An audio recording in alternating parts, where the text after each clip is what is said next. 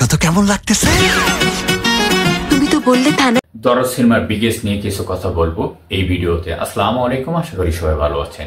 এখনো পর্যন্ত দরদের 3টে মেটাল ড্রপ করা হয়েছে, পার্ট একটি টিজার, ডেট অ্যানাউন্সমেন্ট টিজার, আরেকটি উচ্ছ্বাস টিজার। এই 3টি মেটালের তথ্য থেকে আমরা জানতে পেরেছি পার্ট শাকিব খানের এই দরদের ক্যারেক্টার হিসেবে অভিনয় করছে। মাল্টিপারপাস হিসাবে সবাই বসবাস করতে পারে এবং বিভিন্ন সবাই ভিন্ন ভিন্ন টেকনিক হিসাবে পার্সোনাল কাজ করা হয়ে থাকে। দেখো তো কেমন লাগতেছে। তুমি তো বললে থানা।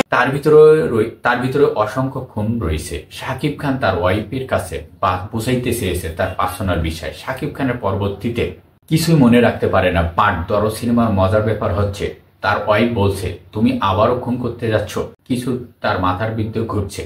বাট তার ওয়াইফের মরে যাওয়ার পর বা মেরে দেওয়ার পর ওয়াইফের রক্ষা করার জন্য সে যে কোনো কাজ করতে পারে, বাট তার সত্তা অনুযায়ী হিসাবে কাজ করেই যাচ্ছে।